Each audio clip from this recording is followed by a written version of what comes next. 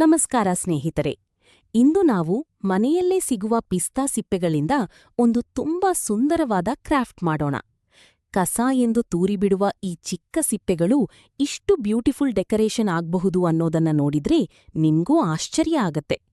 ಮೊದಲಿಗೆ ಕ್ಲೀನ್ ಆಗಿರುವ ಪಿಸ್ತಾ ಸಿಪ್ಪೆಗಳು ತೆಗೆದುಕೊಳ್ಳಿ. ಅವುಗಳನ್ನ ಟಿಶ್ಯೂ ಅಥವಾ ಕ್ಲಾತ್ ಸಹಾಯದಿಂದ ಚೆನ್ನಾಗಿ ಸ್ವಚ್ಛ ಮಾಡಿಕೊಳ್ಳಿ.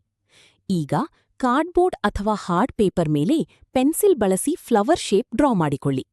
ಆಮೇಲೆ ಒಂದೊಂದೇ ಸಿಪ್ಪೆಯನ್ನ ಗ್ಲೂ ಸಹಾಯದಿಂದ ಫ್ಲವರ್ ಪೆಟಲ್ಸ್ ತರ ಅಂಟಿಸೋಣ. ನೀವು ಬಯಸಿದ ಡಿಸೈನ್ನಲ್ಲಿ ರೌಂಡ್ ಶೇಪ್, ಲೀಫ್ ಶೇಪ್ ಅಥವಾ ವಾಲ್ ಹ್ಯಾಂಗಿಂಗ್ ಸ್ಟೈಲ್ ಕೂಡ ಮಾಡಬಹುದು. ಇದನ್ನ ಮಕ್ಕಳು ಕೂಡ ತುಂಬಾ ಈಸಿಯಾಗಿ ಟ್ರೈ ಮಾಡಬಹುದು. ಈಗ ಎಲ್ಲ ಸಿಪ್ಪೆಗಳು ಪ್ರಾಪರ್ಲಿ ಸೆಟ್ ಆದ್ಮೇಲೆ ಪೇಂಟ್ ಮಾಡೋಣ. ಪಿಂಕ್, ಯೆಲ್ಲೋ, ಗ್ರೀನ್ ಅಥವಾ ಗೋಲ್ಡನ್ ಕಲರ್ ಬಳಸಿದ್ರೆ ಕ್ರಾಫ್ಟ್ ಇನ್ನೂ ಅಟ್ರಾಕ್ಟಿವ್ ಆಗಿ ಕಾಣಿತದೆ.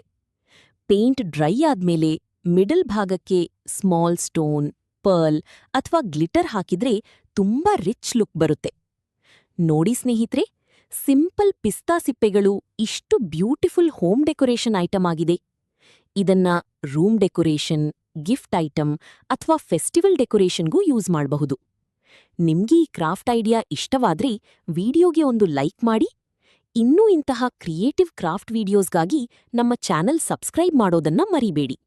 ಧನ್ಯವಾದಗಳು. ಮತ್ತೆ ಮುಂದಿನ ವಿಡಿಯೋನಲ್ಲಿ ಭೇಟಿಯಾಗೋಣ.